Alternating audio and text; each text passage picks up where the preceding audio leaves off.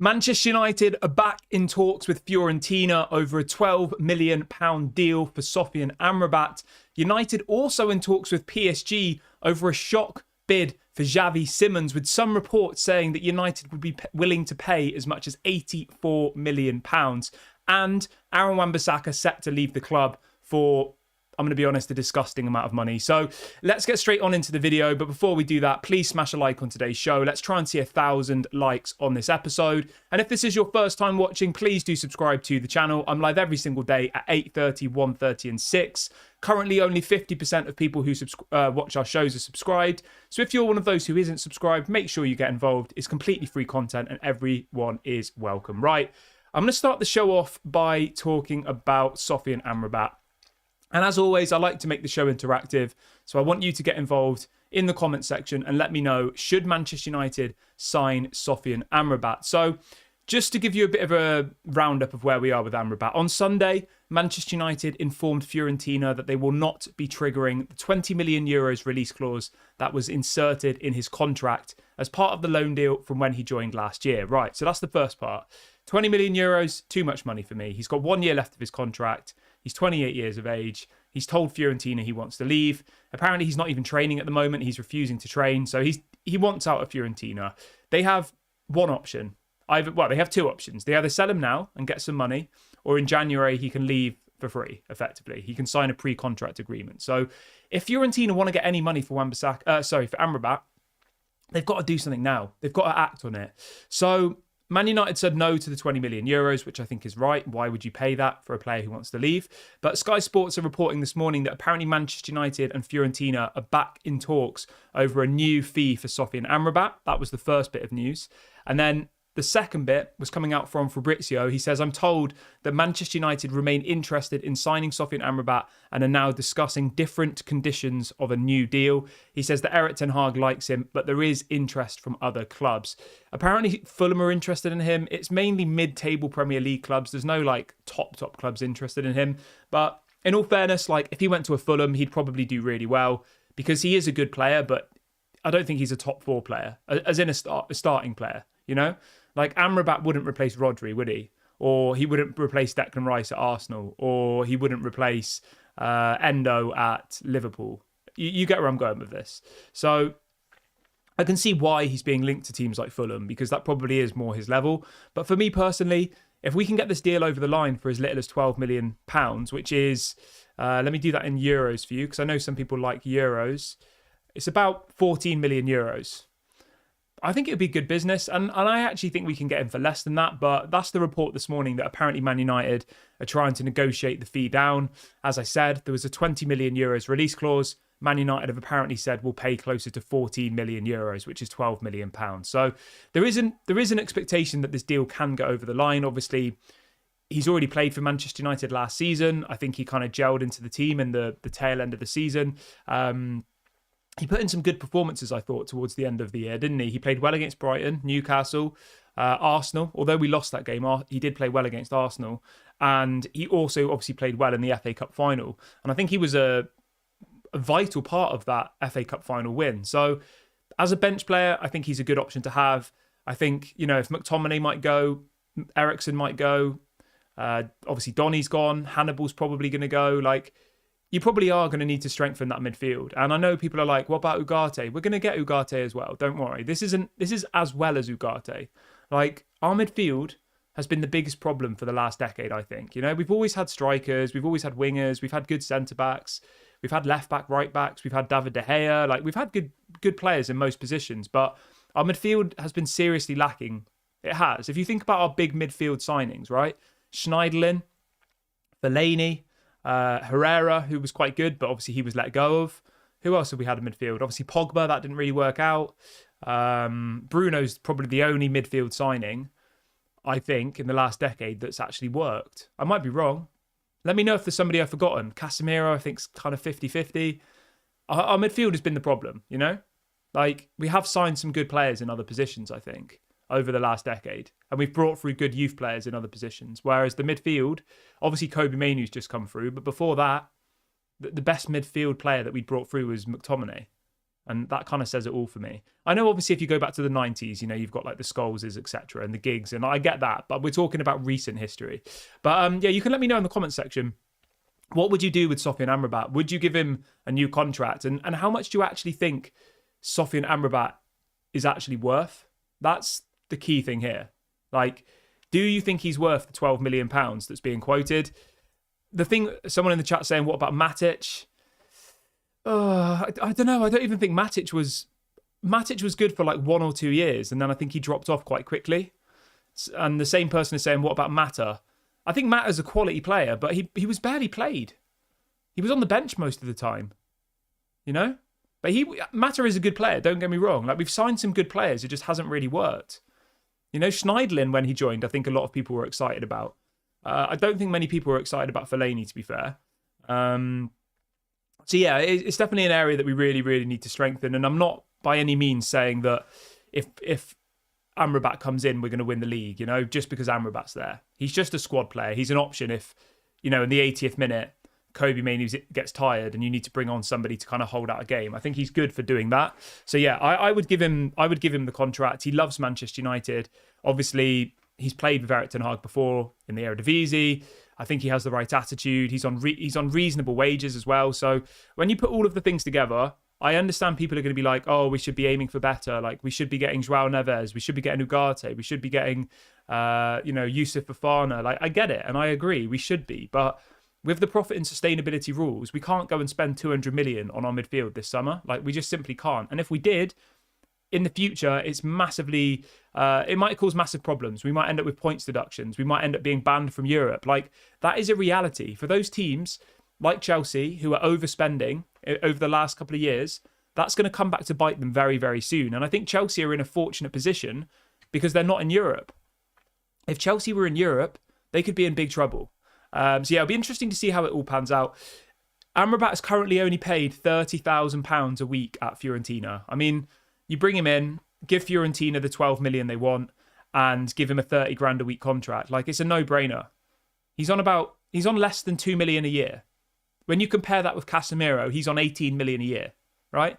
Casemiro earns over 9 times the amount of what Amrabat does. And I think most people in this fan base now would say that Amrabat can do a better job as that CDM than what Casemiro can do. Obviously, over the last decade, Casemiro's been one of the best CDMs in the world. But in recent history, Casemiro looks off it, doesn't he? So I think it's a no-brainer. Obviously, we've got to still then sell Casemiro, you know? Like, there still has to be a buyer. But yeah, that's obviously up to Dan Ashworth and Ineos to kind of get it done. Everyone who's just joined the video, if you could do me a small favour and smash a like, that'd be really, really appreciated. I've set a likes target of 1,000 for today's video. So if everybody who's watching the video right now likes, we will hit that target. And if this is your first time watching, please do subscribe to the channel. We're on the road to 32,400 subscribers. We're very, very close. We're only a couple away. So if you haven't subscribed yet, please go and do that. Everybody is welcome here on Daily Red Devil.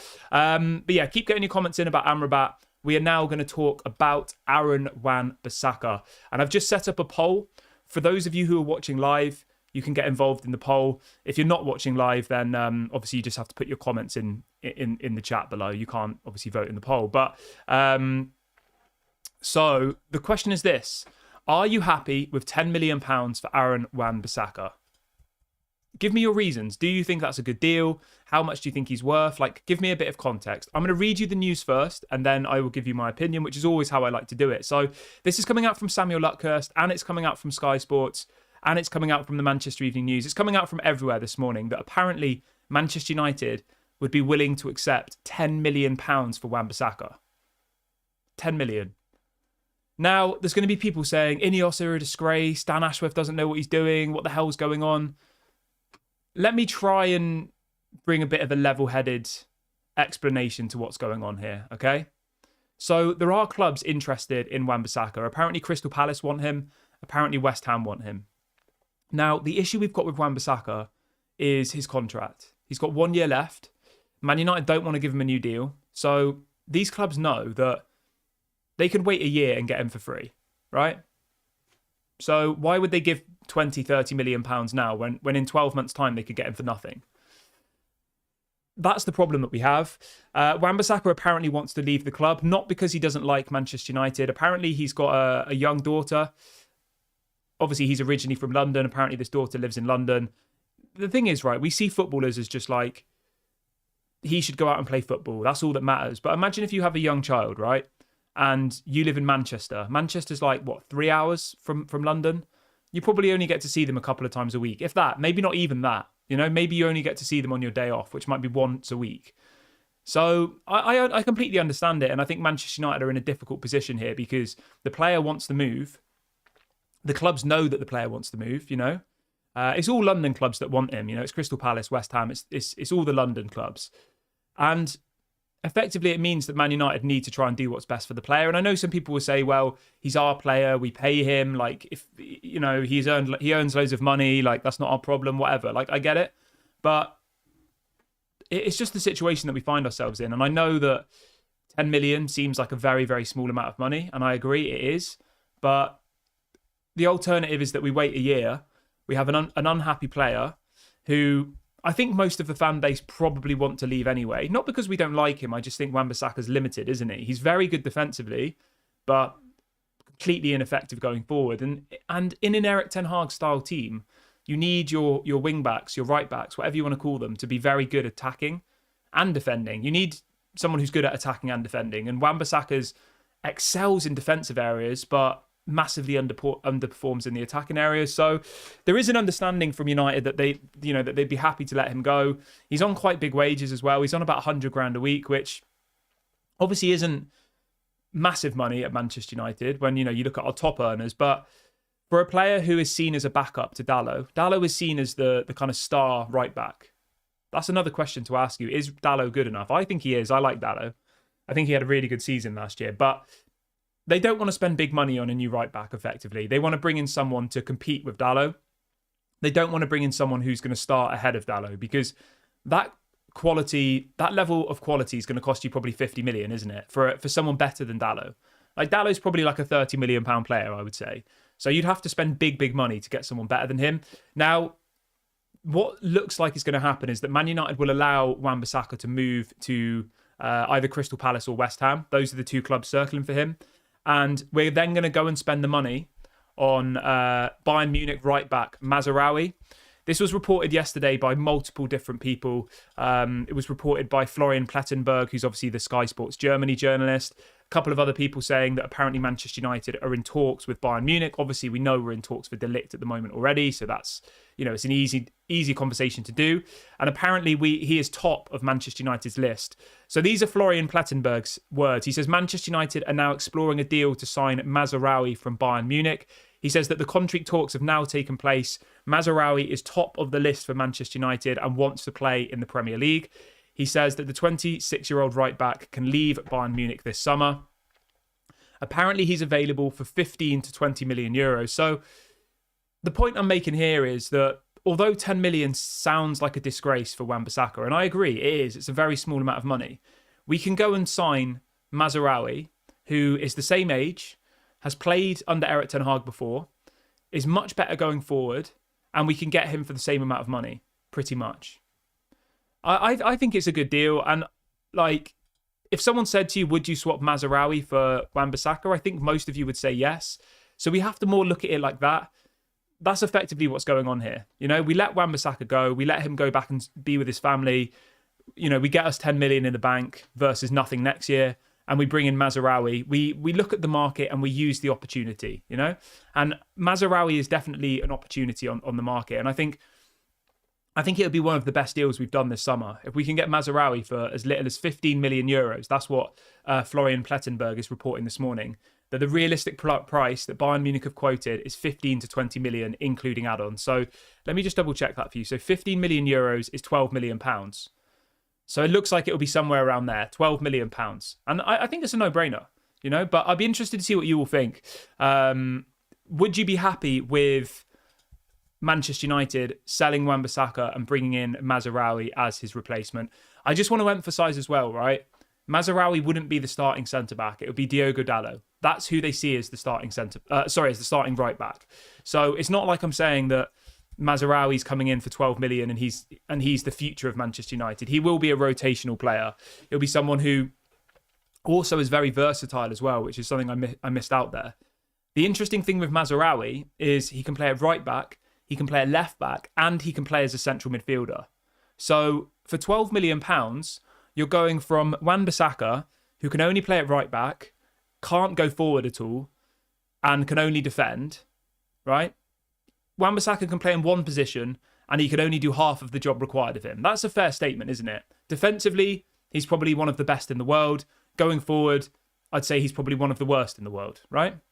Obviously, like, we're not talking about like Conference League level players. We're talking like, you know, in the Premier League, I'd say that Wan-Bissaka is one of the worst attacking right backs, but he's probably the best defensive right back. Whereas Mazraoui, he's not like, he doesn't excel at anything. He's just good going forward and good defensively. But the point I'm making here is that versatility means that we then don't have to spend big money on a left back this summer because he can cover at left back. He is a left back. And obviously Dalot can play at left back as well. So his primary position is right back, but he also is able to play at left back and as a central midfielder. So I think it's an absolute no-brainer to me. Like, I really, really do. And I know people are going to be like, oh, we're literally just making a past and present Ajax team. Like, it's another Erik ten Hag signing. What are we doing? And I get it, but you have to look on the market. For £12 million, can you name me a better right back available in world football for £12 million? I can't. Because even people who are like, oh, we should go for Ferdi Kadioglu, right? That's the other name that's kind of trendy at the moment. Ferdi Kadioglu, Fenerbahce are asking for 30 million. 3 times the asking price, pretty much, of Mazraoui. And there's no way on earth that you can tell me that Ferdi Kadioglu is a better player than Mazraoui. You know, Mazraoui's been at Ajax, he's been at Bayern, he's, you know, he's a good player. So yeah, for me, I'm relatively happy with it. When you ask the question, are you happy with Wan-Bissaka for 10 million? No, I'm not. But when you put it into context and you then know that you can get a replacement for the same amount of money, who's probably going to be better in the long run, I think it's good business. And I think, you know, sometimes in football or in life, you have to just put these deals through because at the end of the day, everyone's human, right? Wan-Bissaka's clearly not happy. Not because of anything we've done. I'm sure he loves the fans. He loves, you know, the training ground and all the rest of it. It's nothing to do with me or you as fans. It's to do with just his personal circumstances. And it must be extremely difficult to be a professional footballer 3 hours away from your young daughter who lives in London, where all his family live and stuff as well. And I know some people watching will be like, he's paid 100 grand a week. If I was on 100 grand a week, I would just get on with it. And I get it. But like, everyone's different and we can't be judgmental about that, you know? So yeah, I would wish Wan-Bissaka all the best. I would have no issues with him moving on. I would hope that there'd be some add-ons. I'd hope there'd be some add-ons in the deal, which I'm sure there would be, you know, on both sides. Some add-ons for Wan-Bissaka and some add-ons for Mazraoui. That's probably to be expected. But you can let me know what you think. Like, how would you feel about this? I'm going to change the question because I think it's a little bit... I'm going to change it to this, right? I'm going to say, would you be happy... Whilst I'm setting up the poll, everybody smash a like. Let's try and hit 1,000 likes. We can do that easily. And make sure you subscribe as well if you haven't already. Would you be happy with How do I spell his name? His name's quite hard to spell. Mazraoui replacing Wan-Bissaka. So I think this is a slightly different way of asking the question. The first time I asked the question was, are you happy with 10 million for Wan-Bissaka? 70% of people said no. 30% of people said yes, which I think was... to be expected. But I'm going to flip the question on its head now. Now that I've given you all the context, now that I've given you all of the tools to make the decision, considering everything I've just said, if Manchester United let Wan-Bissaka go, would you be happy with a like-for-like replacement, money-wise, for Mazraoui? Someone says that Wan-Bissaka is worth at least 20 million because of how much Kilman went for. The thing is, right, it's all circumstantial. Like, it's all good and well as saying, oh, Max Kilman went for this amount of money, we should be getting this amount of money, right? But then all you have to do is go and have a look. So, Max Kilman, before he joined, he's just joined Wolves, hasn't he? No, sorry, he's joined West Ham. And at West Ham, at Wolves, right? So people in the comment section are saying, oh, Max Kilman was worth 45 million, we should be getting more for Wan-Bissaka, and I get it, but you have to look at everything as a big picture. So Max Kilman is earning 15 grand a week. Wan-Bissaka's earning 100 grand a week. He's earning 6 or 7 times the amount of money per week. So if you look at that over a year, right, Max Kilman's annual salary, 780,000 a week. Wan-Bissaka's was like 6 million. Sorry, let me say that again. Max Kilman's annual salary, 780. Wan-Bissaka's is about 6. So say West Ham give Wan-Bissaka a 5-year deal, right? That'll be 30 million across 5 years in wages. Whereas if you flip that on its head with Max Kilman, he's only on 780,000 per year. Okay? If you do that over 5 years, it's like 3 million over 5 years. Do you see where I'm at? Do you see where I'm going here? So if someone pays 30 million for Wan-Bissaka, right, which might be his market value, and then he asks to be on the same amount of money he's on at Manchester United over a 5-year deal, that's like 30 million in wages. So he goes from being a 30 million pound player to a 60 million pound player. And obviously, because of the rules changing with financial fair play and profit and sustainability, like wages become such an important thing now. And I know some people hate it when I talk about stuff like this, but I think it's really important for us to discuss, because it's easy for us to like scream and say, it's a disgrace, we should be getting the same as what Max Kilman was. But when you actually break it all down and you look at all the bits in between it, the reason why they got 45 million for Max Kilman was because his wages are so small. So over a 5-year deal, right, Wan-Bissaka will cost more. If West Ham get Wan-Bissaka for 10 million, right, it will cost them more over a 5-year period, total package, than what Max Kilman would have cost for 45 million. Like, that's the point I'm trying to make here. We have a super chat coming in. And just to summarise that bit of the show, the issue here is that we overpay on wages. Again, it's the same problem that's recurring, and it's a problem that Ineos are currently sorting out. So in the future, we won't have these problems, you know? If someone wants to come in for, I don't know, Garnacho in the future, he's only on like 60k a week. So we could ask for 100 million and they can't say anything because the wages won't be a problem. But we have a super chat coming in here from Alex. I hope you're doing well, mate. Alex says, I would rather United spent more money and get Van der Sar from Monaco. Okay, we'll talk about him in a minute. He says he may cost 25 million plus and would then be Dallow's direct competition. It would raise the squad massively. We should sell Lindelof, Hannibal, Wan-Bissaka, Pellistri to fund it. Yeah, I mean, that's a very, very good suggestion. I'll talk about him in a minute. Lindelof, yeah, I agree. Lindelof will probably leave. Hannibal, yep, I agree. He's probably going to leave. Wan-Bissaka, we've just spoke about. And Pellistri, we'll talk about in a minute. He's also going to leave. But you make a very, very good point there.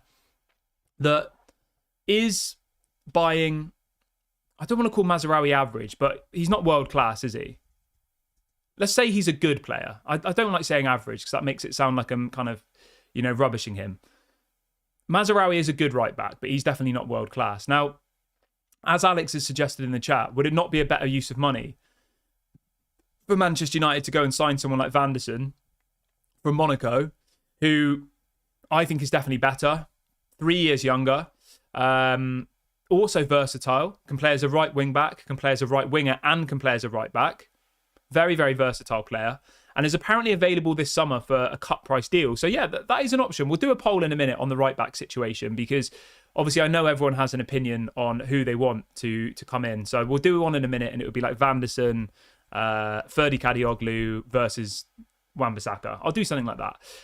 But yeah, apparently Manchester United are considering Van der Sar as a replacement option for Wan-Bissaka. So there are multiple options out there, you know. It might be Van der Sar, it might be Ferdi Kadioglu, it might be Mazraoui. So we'll obviously wait and see how that progresses, and I'll update you as soon as I get more information on that. Let's have a look at what people are saying in the chat quickly. Just checking everything's all right there. Yep. Okay, so we spoke about Amrabat, we spoke about Wan-Bissaka. Let's move on to... I can see people in the chat saying we're turning into Ajax 2.0.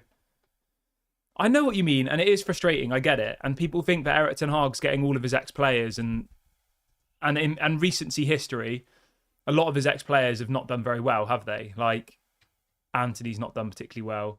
Onana did pretty bad last season. Yeah, but we'll wait and see. Okay, let's move on from Wan-Bissaka, though.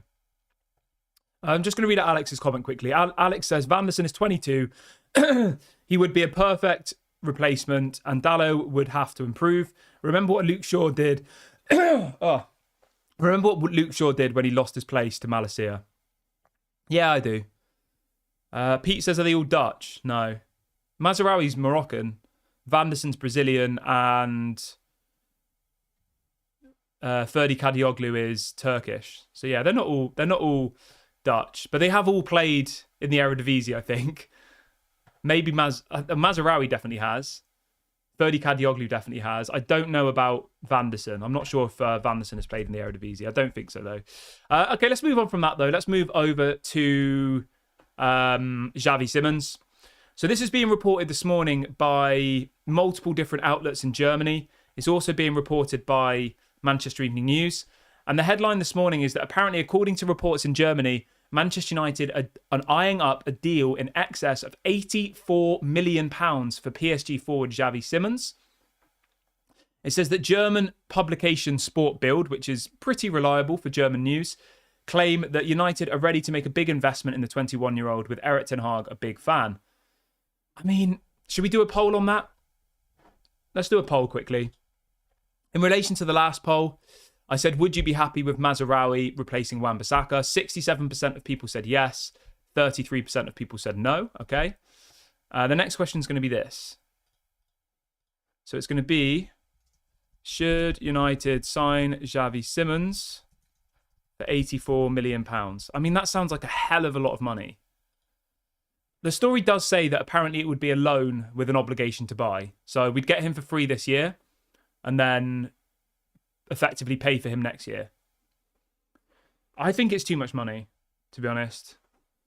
I think it's way too much money. I don't think he's worth 84 million. Like, that's more than we paid for Pogba, isn't it? That's way more than we paid for Bruno. I could only see this being a realistic story if PSG genuinely want Bruno Fernandes, which is still up for debate, you know? There's genuinely an interest there from PSG for Bruno, but whether they actually go in with a bid is yet to be seen.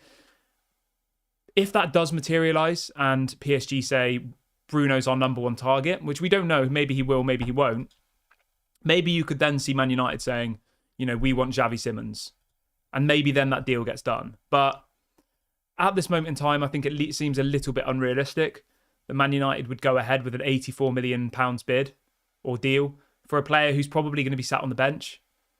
Like, he's not going to bench Bruno, and that's his best player. His best position is central attacking midfield. So, yeah, I think it's probably unlikely, but obviously it's a news show. I bring you the news, we discuss it. Would I want to sign Javi Simons for £84 million? No, I think that's crazy, crazy money. And I think it kind of goes against what Ineos are trying to do. Like, he fits the profile as in age-wise, talent-wise, all those things, right? But I thought we were kind of moving away from like big money signings at the moment because we need so many players that spending 84 million on one player is not that realistic. I'll say this though, right? If there was an option to do like a loan with an option to buy for 84 million, I would do that, because if he comes and he doesn't do well, then you just don't have to sign him. I just think, you know, committing to paying £84 million for a player who's never played in the Premier League, is only 21 years of age, I just think it's a huge risk. Obviously, all of these stories are coming out because we are, you know, obviously negotiating for what's he called, Manuel Ugarte, and obviously PSG are negotiating for Jadon Sancho. So you just never know in football what might happen. I personally would really, really like to see Javi Simons at United, but I just think that amount of money is ridiculous.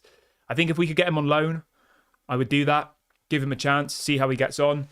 It's just, yeah, to commit to £80 million plus on a player just doesn't sound like something Ineos would do. And the likelihood is this is probably the German journalists trying to hype up the transfer because they know that Bayern and Red Bull Leipzig are trying to get him. So they're probably trying to, you know, speed up the deal. Stefan says, for 84 million, we could get Ugarte and Zubimendi. I mean, yeah, that's the point. Like, we don't really even need Javi Simons, being honest, do we? When you think of the attacking options we have, like, at this moment in time, I don't think we need him. Like, if Rashford went, Sancho went, Pellistri went, Antony went, then yeah, great, go and sign Javi Simons. Amazing. But at the moment, we've got so many options in those wing positions, you know? Like, there's going to be so much competition, which is good, but also bad. If you look at our left wing and right wing position now, right? You've got Garnacho, Rashford, Ahmad, Anthony, Sancho, Pellistri. Bruno can play on there as well. Like, you've got probably 7 players who are all competing for the same position. Like, it's just unrealistic. Gary says, I don't think we'll get Simons, but then we said the same about Lenny Yoro. Yeah, that's the thing. Obviously, Xavi Simons was at PSG when Ruud van Nistelrooy was the manager, wasn't he? Like, Xavi Simons' breakout season was under Ruud van Nistelrooy. So anything's possible in football. And you never say never. It looks like he's going to Bayern Munich or Red Bull Leipzig, but you never know. Ruud van Nistelrooy might call him up and they might say, you know what, come to Manchester United. Anthony's going to leave. This is just me speculating, you know, but he might, you know, you just don't know, do you? He might say that Erik ten Hag loves you. You're going to play every week on the right wing. And he might say, you know what, that sounds good. I want to play in the Premier League. I want a new experience. Let's do it. But yeah, we'll wait and see what happens with that one. I would be honestly shocked, though, if Man United agreed to pay 84 million for him, you know, because he's probably worth half of that. He's probably worth 40 million tops at the moment. He could be an 84 million pound player. And if we were to pay that type of money, we'd be repeating the same mistakes we made with Anthony. We paid 100 million euros for Anthony because we publicly said this as well. John Murtaugh and Richard Arnold did an interview after signing Anthony, and they said that the transfer fee that they paid was what they thought his value would be if he reaches his potential. I mean, that's just ridiculous. I'm sorry. And they actually said that publicly, that they only paid 100 million euros for Anthony because they thought in 2 or 3 years, they're confident he will be a 100 million euros player. So they took a massive gamble. And now he's probably worth 20 million, 30 million euros, Anthony. And I think Xavi Simons could be a repeat of that, realistically, you know? I'm not saying that Xavi Simons is as bad as Anthony. Xavi Simons is better than Anthony. But the point I'm making is if we go and spend 84 million pounds, which is probably about 100 million euros on one player who you're really just buying potential, what happens if he comes and he doesn't live up to that potential? You've got another player on massive wages who you can't then get rid of. So, yeah, it's a no for me at 84 million, but I would take him on loan for sure. But you can let me know in the comment section how much is it worth? Pete says, loving the show, no judgment, only subscribed here to say hello, Jarl. Hello, thank you very much. Yeah, it's a very nice community we've got here. It's very chilled. So yeah, big ups to all of you. And James says Mason Mount can also play wide. Yeah, exactly. So we have 8 options in the same position as Xavi Simons at the moment. Yeah, it's crazy. So yeah, we'll see what happens with this one. But I just think that the likelihood of Ineos spending big money on one player is very slim. And yeah, I don't see us getting a marquee signing. Would you call Lenny Yoro a marquee signing? Maybe he is a marquee signing. I don't know. I still don't think Xerxes and Lenny Yoro are marquee signings. I wouldn't put them in that category. They're very good signings. They're very clever signings. They're signings for the future. I would rather us sign players like Lenny Yoro and Xerxes than sign a marquee signing. 100%. Because we've tried the marquee signing model and it didn't work. We did that for 10 years. People like Pogba, people like Lukaku, people like Di Maria, bringing Ronaldo back, Falcao, Cavani, like those are all marquee signings. And how many of those players that I've just mentioned can you honestly say was a success? Pogba, I don't think so. Ronaldo, I mean, probably not, realistically. Cavani, no. Falcao, no. Lukaku, no. Di Maria, definitely no. Alexis Sanchez, definitely no. Like, all of the marquee signings we've made in the last decade have ended up being a mistake. And it all goes back to why they did these signings. And we all know why. And I know I always go on about this, but I think it's important. The reason we make these marquee signings is because they sell shirts. They bring in more money through brand deals. They open up Manchester United to new areas, you know? Like, you've signed Ronaldo and you've probably got 100 million people who just follow Ronaldo who come and start watching Man United, you know? Like, he has his own brand, doesn't he? And obviously I was so excited when Ronaldo came back, don't get me wrong. But in the grand scheme of things, was bringing Ronaldo back at the age of 36 on 600 grand a week the best thing for Ole Gunnar Solskjaer? Like, probably not, was it?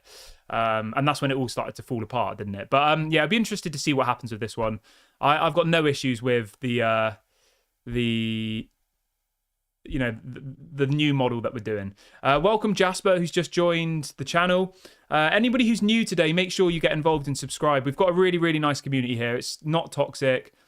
I always read out people's opinions and we have good conversation. And I don't, shut people down. So make sure you get involved if you want to be a part of this community. Everyone is welcome.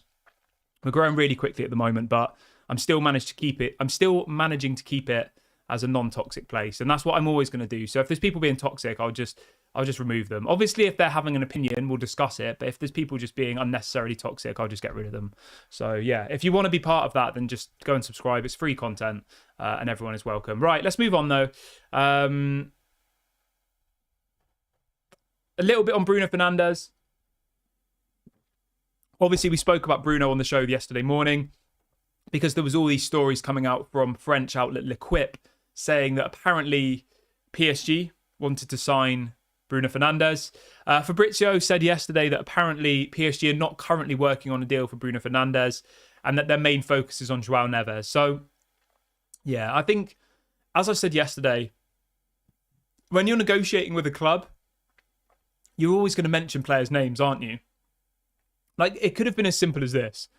PSG might have said to Manchester United, what's the situation with Bruno? He's got 2 years left of his deal.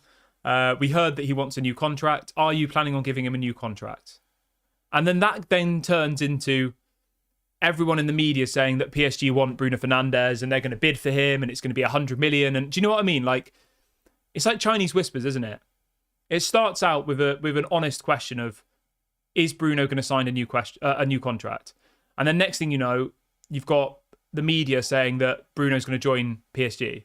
So Fabrizio's kind of shut down that story, saying that at the moment, João Neves is the main priority for PSG, and that if Bruno stays beyond this summer, it looks like he will be given a new contract. Now, how does everybody feel about this? We've spoke about this on the show a couple of times before, but I like to get different opinions.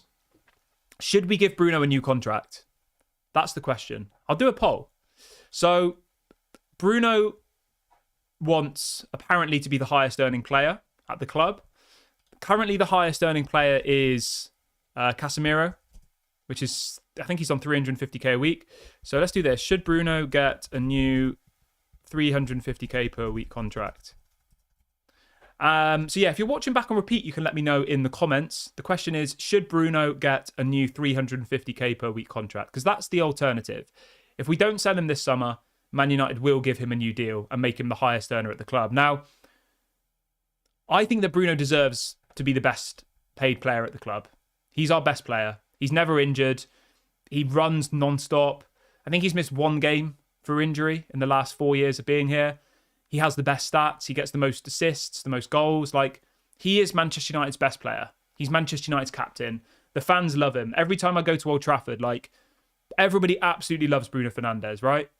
And that's because compared to some other players who walk around the pitch, don't track back, I'm not going to name names, but we all know who we're talking about, right? Compared to some other players, Bruno always gives 150%. And it's not like he's a bad player who gives 150%. He's very talented and he works hard. So for that reason alone, I think he deserves 350k a week. But without a shadow of a doubt. Because there's no way, you can look at Casemiro and think that he should be on more than Bruno. Like, no way. But will Ineos do that? That's the question. He's 30 next month. He's going to want a 3 or 4 year contract realistically, isn't he? He's not going to sign a 1 year deal. Like, there'd be no point in that. Because giving him a new contract is ultimately, sealing his value down. So I imagine it would be 3 or 4 year deal minimum, right? 350k a week. That's probably...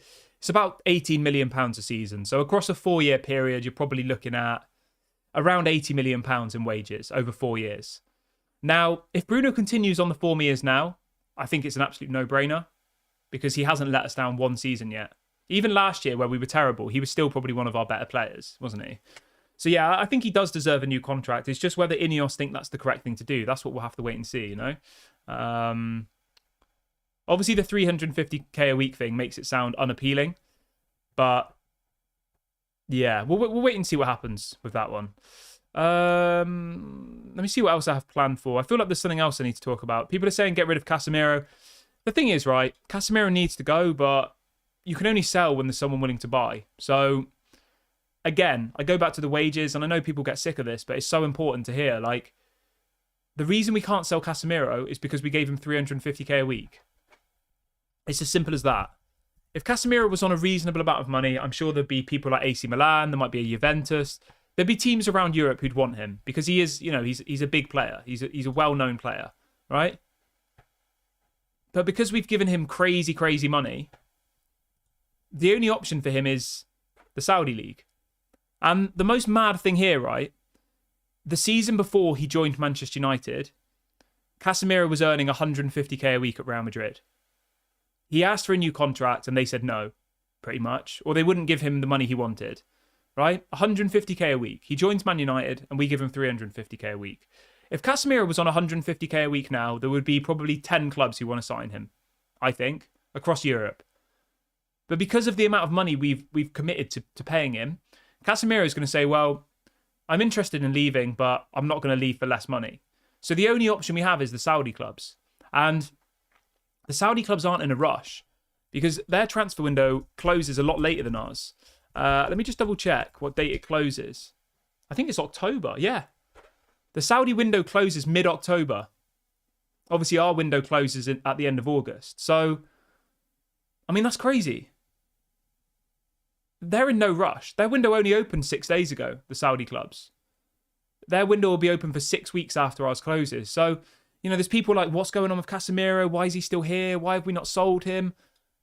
But the only option is Saudi. That's the only place who's going to pay the money. And they're not in a rush. They have no reason to be in a rush. So, I don't know. I don't know what we really can do with this one. I think we just have to go into the season expecting Casemiro to stay at the club, realistically. And if a big bid comes in, then maybe we sell him later in the window. But we need to make sure that we're kind of, sorted there. There's a story coming out about Ivan Toney from The Athletic saying that apparently Manchester United have been discussing signing Ivan Toney as Brentford is set to lower their asking price to 50 million, according to The Athletic. I can't see us going for Ivan Toney. Like, I just think we need to strengthen in so many other areas. At the end of the day, we don't know what Erik ten Hag has planned for certain players, do we? Maybe he's going to play Xerxes on the wing. Like, maybe he's going to play him as a number 9. Maybe he's going to play... Like, we don't know, do we? Until pre-season starts, we don't know what Erik ten Hag's thinking. And for me personally, as much as I like Ivan Toney, I just think that if you bring him in, what does that mean for Xerxes and Højlund? Like, are they just going to sit on the bench then? Because Ivan Toney, at the age of 28, isn't going to join Manchester United to sit on the bench. Like, why would he do that? It doesn't make any sense. So, yeah. Obviously, I trust Erik ten Hag and I trust Ineos and all the rest of it. But I just personally think that it's journalists trying to drum up interest in Toney. That they've had stories leaked to them saying that, Erik ten Hag wants him and that it's going to cost this amount of money and all the rest of it. So, yeah, I would say that Ivan Toney is probably unrealistic, to be honest. But we'll wait and see what happens with that. I'm going to wrap the video up here, guys. It's been an amazing show today. I've come to the end of all the things I want to talk about, and I don't want to ramble on about nothing. Thank you very much for joining me. If you have enjoyed today's video, please make sure to drop a like, leave a comment, subscribe to the channel as well. I'll be back live at 1:30 and 6 as always. So, yeah, make sure you get involved. Thank you very much for joining me. This has been Kieran, and this has been Daily Red Devil. Bye for now. Speak to you all later.